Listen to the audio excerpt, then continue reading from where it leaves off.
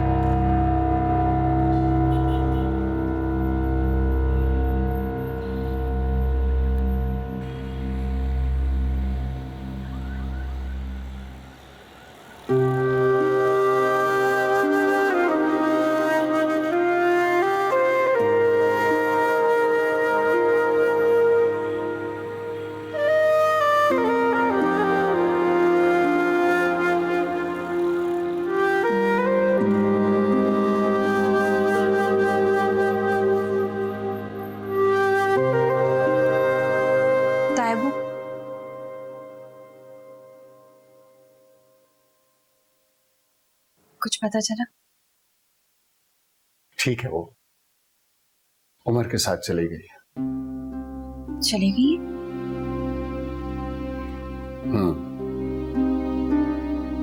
अब कभी वापस नहीं आएंगी क्या?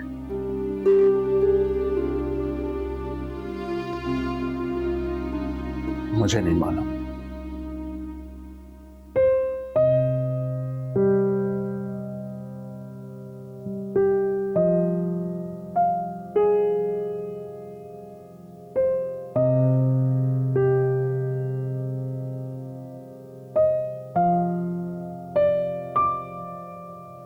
अगर ताई अम्मी वापस नहीं आई तो उमर कभी नहीं आएगा क्या? सब कुछ खत्म हो गया, खुद को संभालो और समझा भी लो।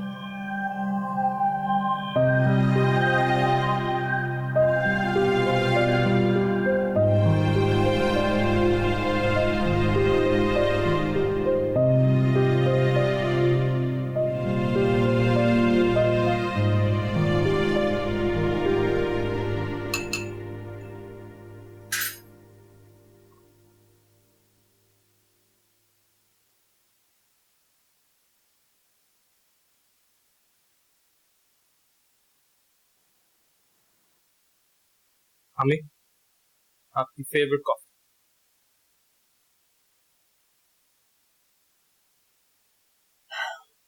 मुझे कॉफी कहाँ पसंद थी, हमारे अब्बू पीते थे तो मुझे भी आदत पड़ गई। मेरे बाबा को कॉफी पसंद थी? नहीं, वो तो बहुत सादा तबीयत के थे, चाय के भी शौकीन नहीं थे। अम्मी आपको मेरे बाबा की याद आती?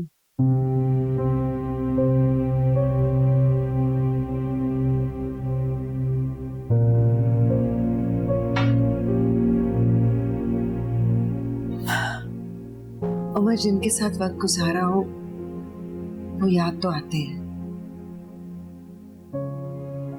लेकिन रहमान ने मुझे कभी तकलीफ नहीं दी,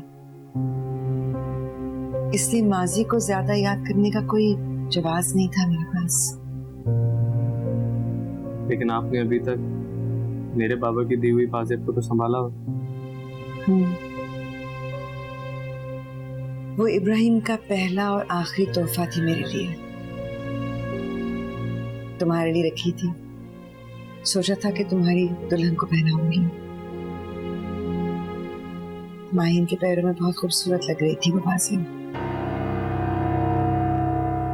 क्या ऐसा नहीं हो सकता कि हम आज के बाद उनका जिक्र भी ना करें। वो मेरा घर था उमर। नहीं, वो उनका घर था। आपका घर वो होगा जो मैं आपके लिए बनाऊंगा। किस किस को भूलोगे उमर? मैंने उस लड़की की तड़प देखी है। वो आज भी तुम्हारी मोहब्बत में उतनी ही पागल है। समझ जाएगी जैसे मैं समझ गया।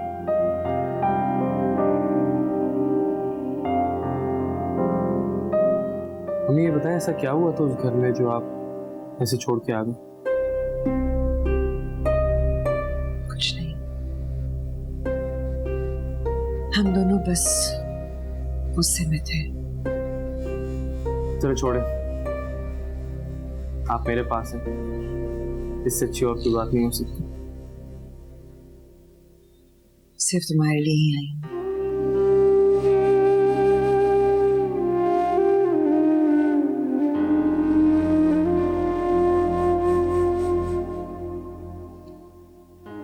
क्या उन्हें मेरे इस तरह चले आने का दुख होगा?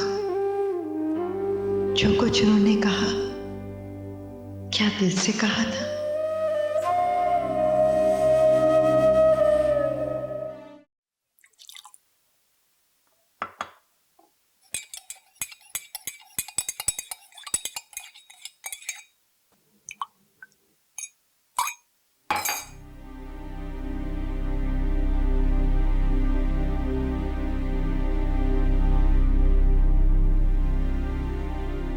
मैं बना देती हूँ।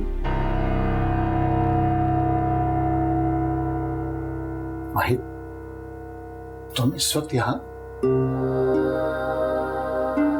अब दोनों ही जा चुके हैं तो रास्ता भी खुल गया है।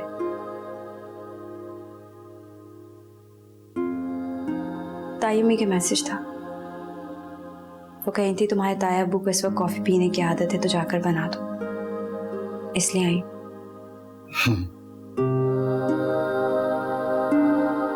अगर इतना ख्याल होता तो यहाँ से गई क्यों थी? आप रोक लेते, ना जाने देते। वो अपनी मर्जी से गई है।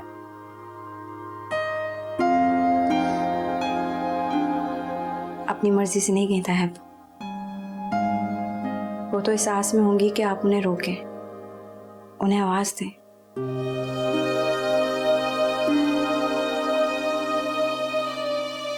बहुत लंबा रिश्ता है, इसमें इस तरह की चीजों की गुंजाइश नहीं।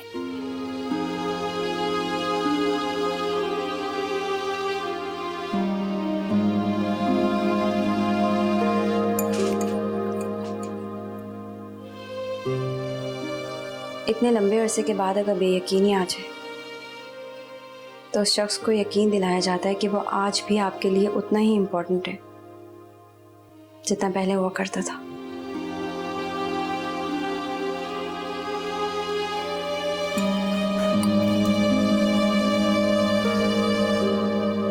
तुम कितनी बड़ी बड़ी बातें करने लग गई हो।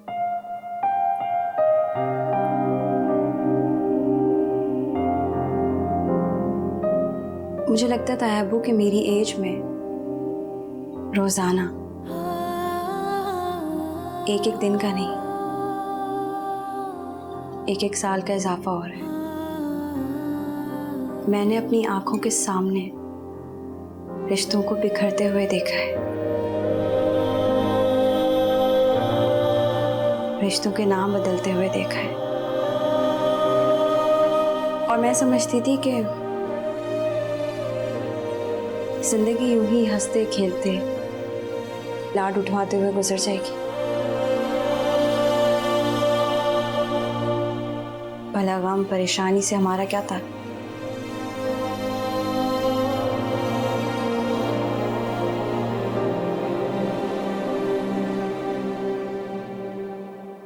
अहीन बेटा, जैद में क्या कमी है?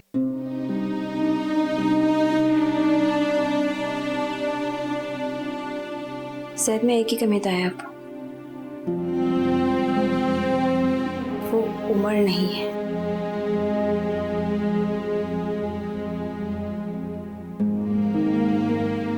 और मैं आपके लिए आखिरी दफा कॉफी बना रही हूँ। अब नहीं आऊंगी, क्योंकि ताई अम्मी के बगैर मुझे यह घर नहीं लगता।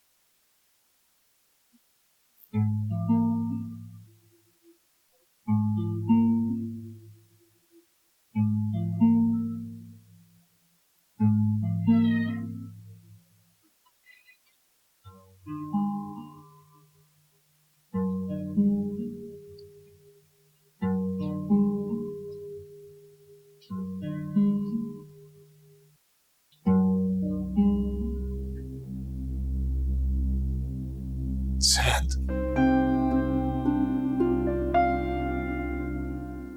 तुम सिगरेट पीने लग गए हो? तो जाते जाते अपनी आदतें तुम्हें दे गया वो।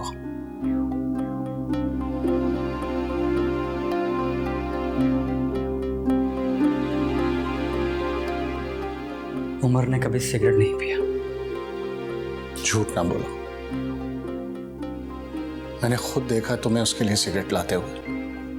क्यों पर्दे डालते हो? वो उसके नहीं मेरे थे। पर्दे मैं नहीं वो डालता था, और न जाने कितने पर्दे थे जो वो डालता था। गलती मेरी होती और सजा उसको मिलती थी, और अम्मी सब कुछ जानते हुए आंखें बंद कर लेती थी।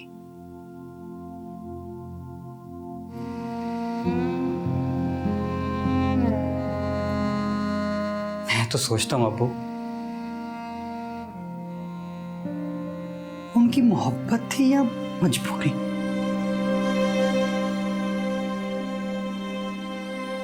मैं आइंदा तुम्हें ये हरकत करते हुए ना देखूं, समझे? जानता हूं, अब मेरे पास पर्दे डालने वाला भाई और ढाल बनने वाली मां नहीं।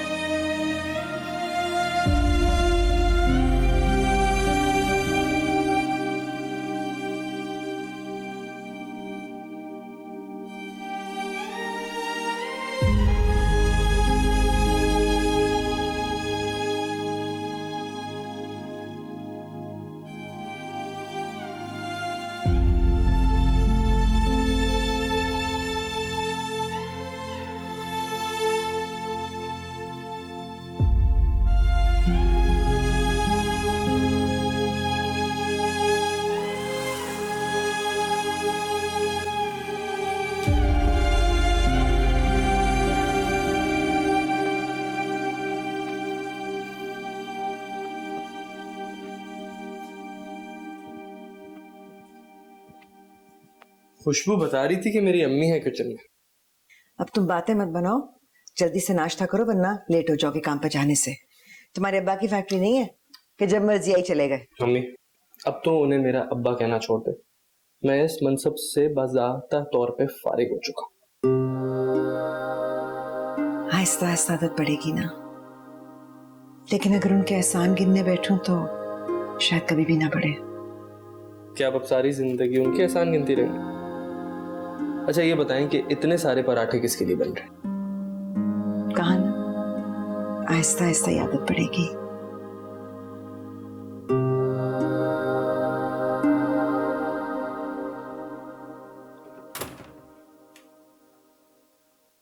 अस्सलामुअलैकुम। वालेकुम अस्सलाम। मेरा ज़ैदा है। जी, मैं भी आया हूं और आपका सामान भी लेकर आया हूं। ऐसे ही आ गई थी आप तो।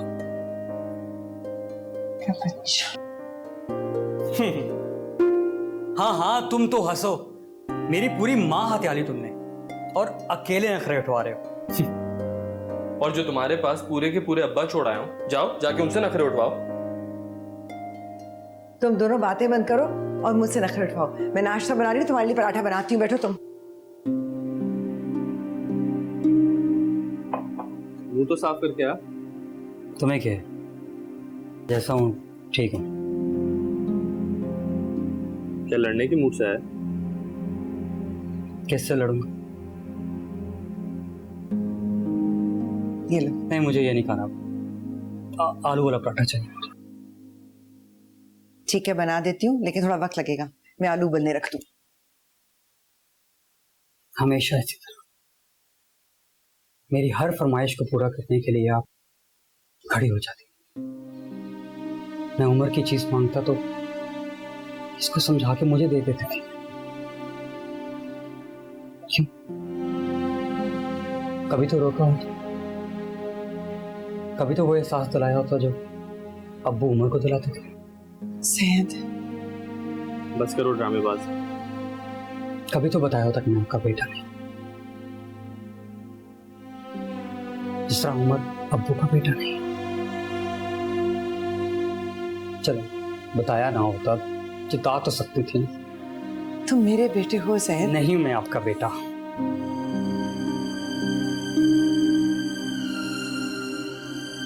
सिर्फ कह देने से अगर उमर अब्बू का बेटा हो सकता तो घर से बाहर ना होता।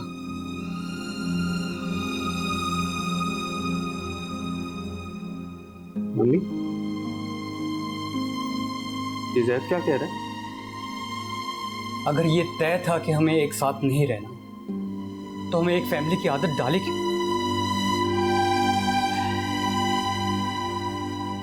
उमर, देखो उन्होंने हमारे साथ क्या किया। इंसाफ तो हुआ ही नहीं।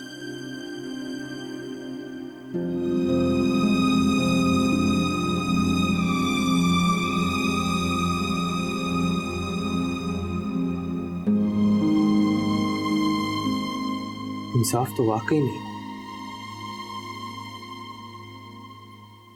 मेरे साथ तो बिल्कुल भी नहीं। तुम सारी जिंदगी मेरे हिस्से की मोहब्बत लेते रहे, जिसपे तुम्हारा कोई हक नहीं था। बिल्कुल उसी तरह जिस तरह तुम्हारे बाप की जायदाद पे मेरा कोई हक नहीं था। भाई, भाई मत बोलना, ये किस्सा खत्म हो गया। सैयद अब्दुल रहमान, सारी कहानी वाज़ेह है मेरे सामने, और मैं और तुम बिल्कुल अलग हैं।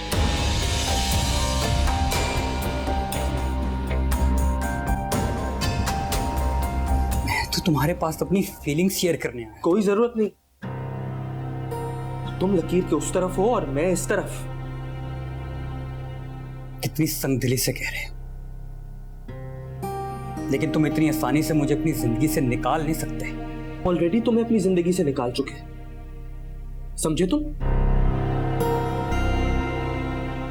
ये सिर्फ मेरी माँ है, और जिस तरह तुम्हारे बाप पे किसी का कोई हक नहीं है, बिल्कुल उसी तरह मेरी माँ पे तुम्हारा कोई हक नहीं है। जैद, उमर, इस तरह की बातें मत करो। क्यों ना करूं? आप भूल गई मुझे किस तरह निकाला गया था उस घर से? वो बेइज्जती, वो लफ्ज। इसमें मेरा क्या कसूर है? मेरी तरफ गौर से देखो, मैं वही जैद हूं जिसकी हर गलती तुम अपने सर लिया करते थे, जिसकी खातिर तुम लोगों को पीटते थे, खुद मार खाते थे। मैं तो वही जैद हूं। लेकिन मैं अब वो उम्र नहीं।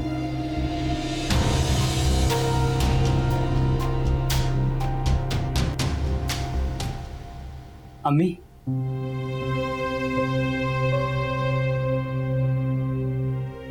उमर,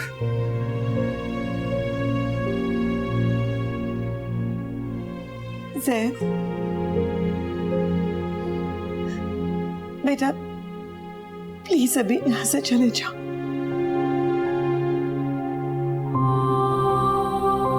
प्लीज।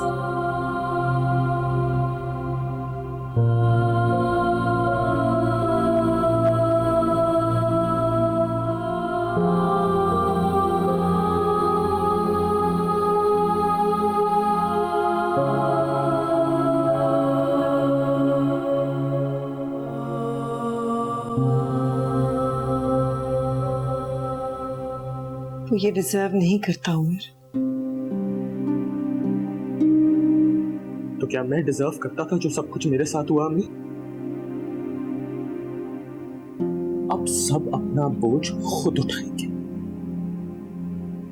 मैं अकेला नहीं उठाऊंगा। तुम्हारे अंदर उसके खिलाफ इतना जहर था, ये एक सेकंड में उसे निकाल कर बाहर कर दिया। सोचा तो होता, इतना सा था वो जब मेरी गोद में आया था। आपकी गोद का हकदार वो नहीं था अम्मी, मैं था।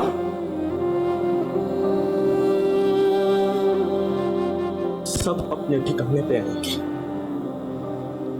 और ये मेरा नहीं, वक्त का फैसला है।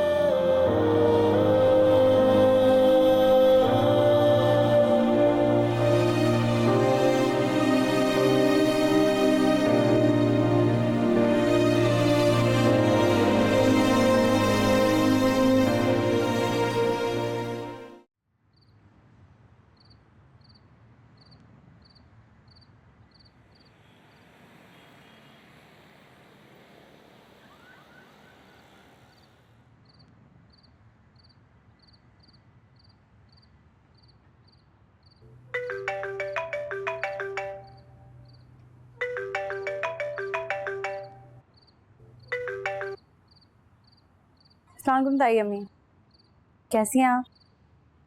और उमर कैसे है? मैं ठीक हूँ माही, तुम प्लीज जैद के पास फौरन चली जाओ, वो बहुत अपसेट होगा इस वक्त। हुआ क्या है ताई अम्मी? यही समझो कयामत आ गई है, सब कुछ बर्बाद हो गया है। रिश्तों को अपने पराये के खानों में बांटने की कोशिश में मेरे दोनों बच्चे लहूलुहान हो रहे हैं। माही तुम प्लीज जैद के पास चले जाओ, उसको तुम्हारी बहुत जरूरत है बेटा इस वक्त।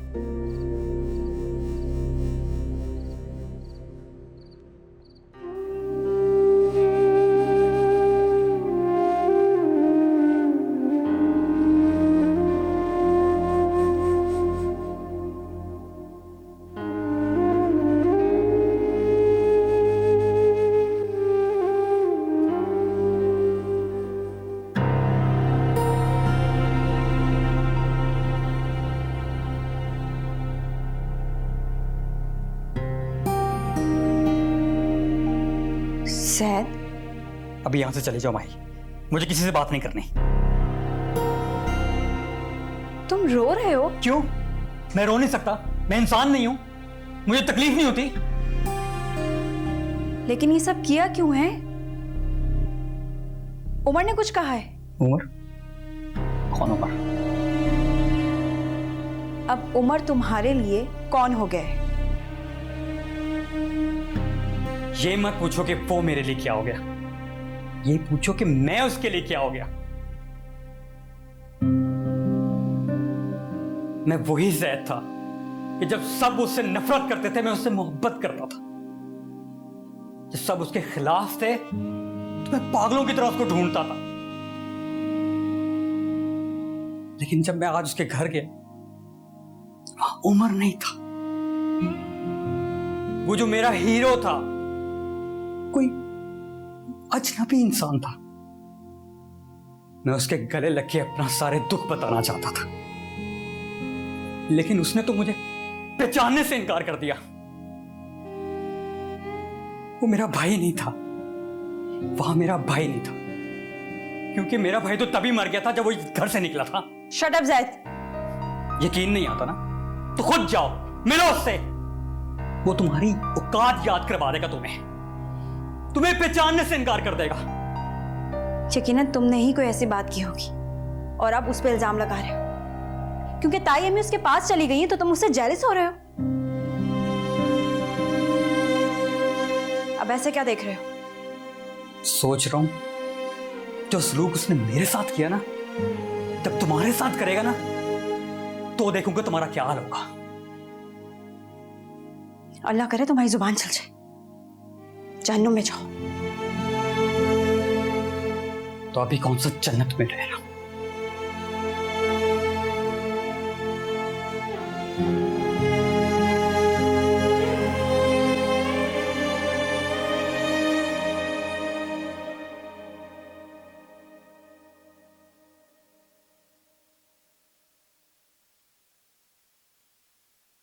सारी रात बदरुओं की तरह घर के चक्कर लगाती रहती हो, बिस्तर से तुम नहीं सुबह उठती, कॉलेज तुम नहीं जा रही हो, ये कब तक चलेगा? पता नहीं, किसी को भी पता नहीं। नौकरानी बन के रह गई हूं मैं, खाना पकाऊं और सबको ठुसाऊं।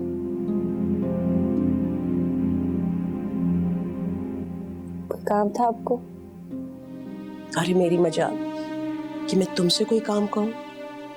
बेटी जवान हो जाती है ना तो माँ का हाथ बन जाती है, लेकिन यहाँ तो किस्सा ही कोई और है। इकलौती औलाद और वो भी वबाले जान।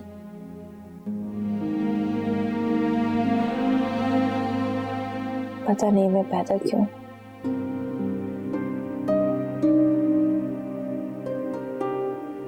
अल्लाह की मर्जी थी, वरना मैंने कौन सा मांगी थी। मर जाऊं तो अच्छे। तुम्हारी मर्जी है बेटा, तुम जिंदा हो या मुर्दा हो, मेरे लिए तो एक ही बात है।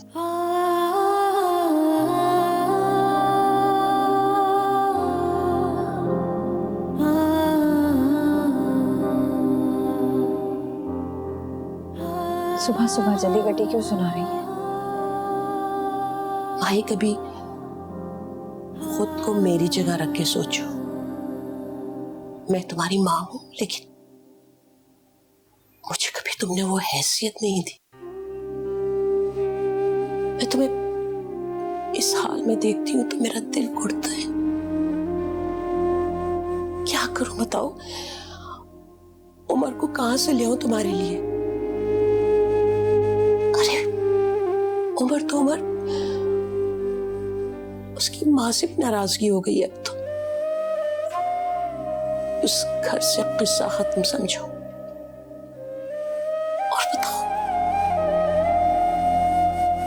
क्या कर सकती हूँ मैं तुम्हारे लिए? अल्लाह दबा दे मेरा, जान छूट जाएगी आप लोगों की। हाँ ठीक है, काश मैं ऐसा कर सकती,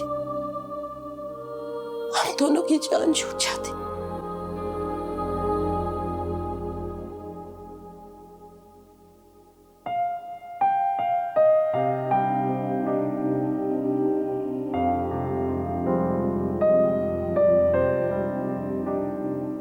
क्या कुछ भी पहले से सही है?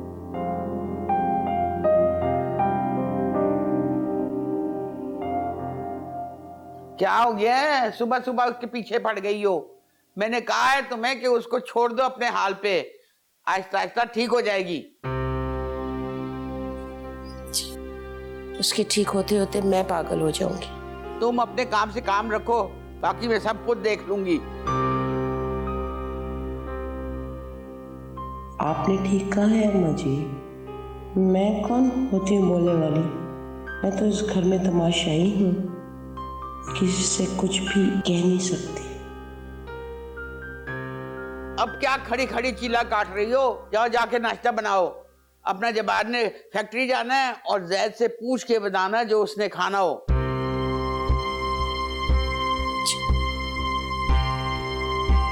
उफ।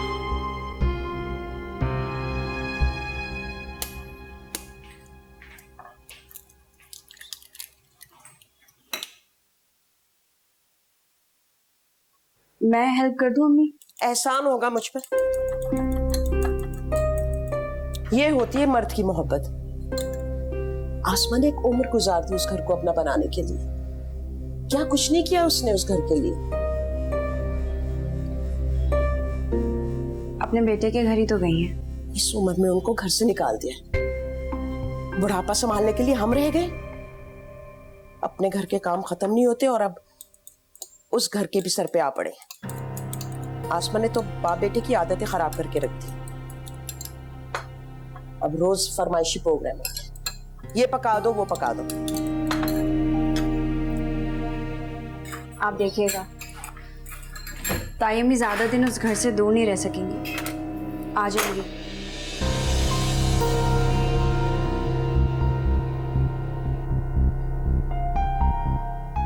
बीवी के बगैर घर चलता है क्या? और अब इस उम्र में वो तीसरी बीवी कहां से लाएंगे? कैसी बातें करती हैं अम्मी आप? ताया अब्बू ने सब सुन लिया है। क्या कह रही हो तुम? क्या सोचेंगे वो कि उनका काम हम पर बोझ बन गया है? अल्लाह ना करे अगर उन्होंने जब्बार को कुछ भी बता दिया ना तो जब्बार मुझे इस घर से ही निकाल देंगे। मेरा तो कोई बेटा भी नहीं है, मैं आखिर कहाँ जाऊंगी? मैं कहा है ना आपका, वहीं चली जाइएगा। माँ को घर से निकालने का कितना शौक है? बस मैं ही एक दुश्मन हूं ना इसकी, बाकी तो सब दोस्त हैं, अपने हैं।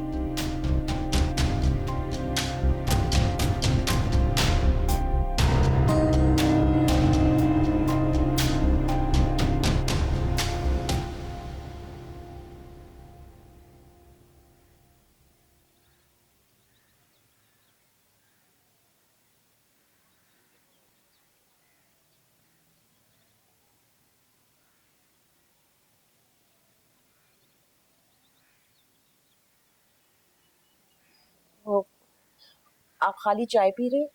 आपके लिए नाश्ता लाई हूं। अरे नौरीन, ये क्यों रोज रोज जहमत करती हो? ये कोई एक दो दिन की बात तो नहीं है, हम लोग मैनेज कर लेंगे।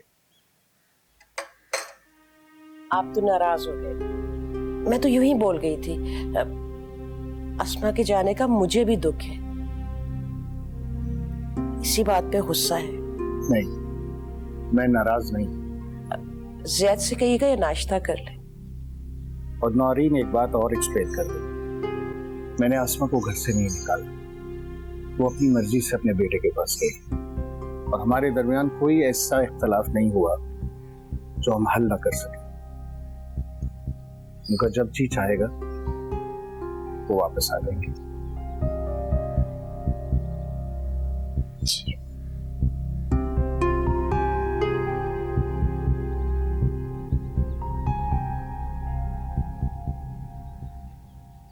साहब जी, आपके लिए चाय बोल रहा हूँ। ये तुमने चाय बनाई है? इतने बरस हो गए तुम्हें हमारे पास काम करते हुए, तुम्हें आज तक ये नहीं पता चला मुझे किस तरह की चाय पसंद है? हमें क्या मालूम साहब जी, आपके लिए चाय और नाश्ता बेगम साहिबा खुद बनाती।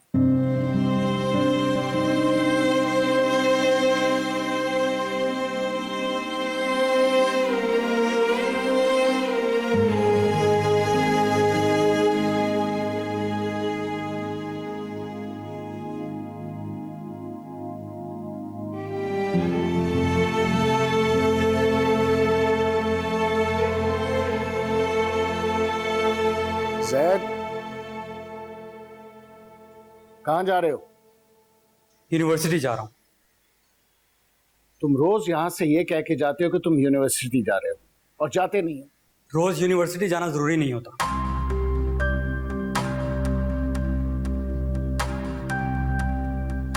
ज़ैद, मेरी बात कान खोल कर सुन लो, मुझे तुम्हारे बारे में कोई उल्टी सीधी खबर ना मिले। जी।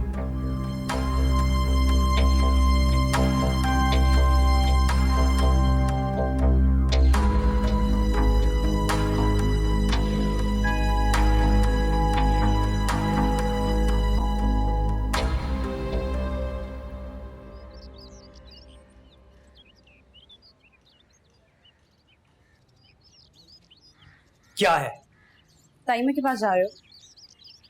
मैं वहां क्यों जाऊंगा? और तुम वहां क्यों नहीं जाओगे? इतने दिनों में उसने एक बार भी कॉल करके कहा कि ज़ैद आ जाओ। मैंने गलत कहा, मैं गुस्से में था, मेरा मतलब वो नहीं था।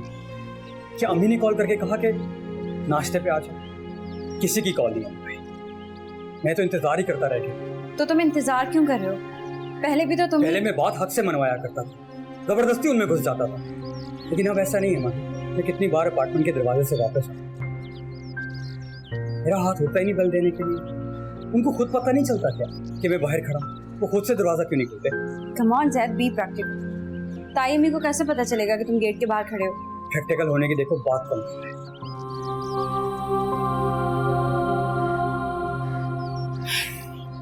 मैं तायमी से बात करती हूँ, तो मेरी बात मानिए। मुझे किसी की सिफारिश से खैरात में मिली हुई मोहब्बत नहीं चाहिए, और खबरदार जो तुमने किसी से बात की, वरना मुझसे बुरा कोई नहीं।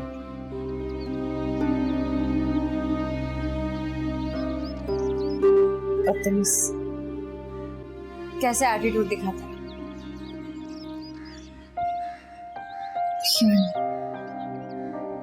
सारे रास्ते बंद क्यों होते जा रहे हैं?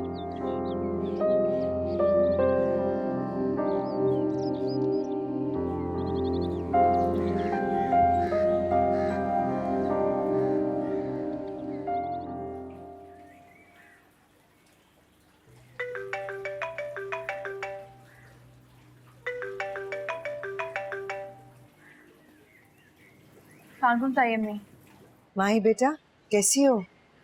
मैं ठीक हूँ, आप कैसी हैं? मैं ठीक हूँ। तायमी प्लीज वापस आ जाइए। आपके जाने की वजह से घर का सारा निजाम बिखर गया, कुछ भी पहले जैसा नहीं रहा। ना जैद घर वक्त पे आता है, ना ही तायब। कैसे है वो? वो ठीक नहीं है। अबू बता रहे थे कि बिला वजह सारा दिन फैक्ट्री के वर्कर्स पे गुस्सा करते रहते हैं और लेट नाइट घर आके खामोशी से सो जाते हैं। ना कोई फरमाइश करते हैं, ना कोई नखरा दिखाते हैं। और जैद सिगरेट पीने लगा है तायमी। पहले छुपकर पीता था, अब सबके सामने पीता है। यूनिवर्सिटी नहीं जाता, लेकिन सुबह सवेरे कहीं बाहर निकल जाता है। बहुत जिद्दी हो गया है और अपनी जिद की वजह से खुद को बर्बाद कर रहा है। माही बेटा तुम प्लीज उन दोनों का ख्याल रखा करो। मैं क्यों ख्याल रखूं सबका?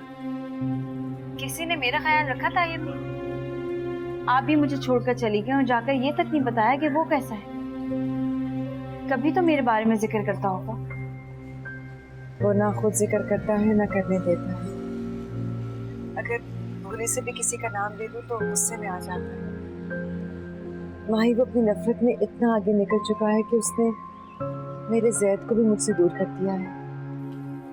मुझे आपसे मिलना है। नहीं माही, मैं तुम्हें नहीं बुला सकती बेटा। क्यों तायमी? प्लीज इस तरह मत कहें। मैं तो आपकी बेटी हूं ना, क्या हम कभी नहीं मिलेंगे? तुम अपने तायब्बू का ख्याल रखना माही।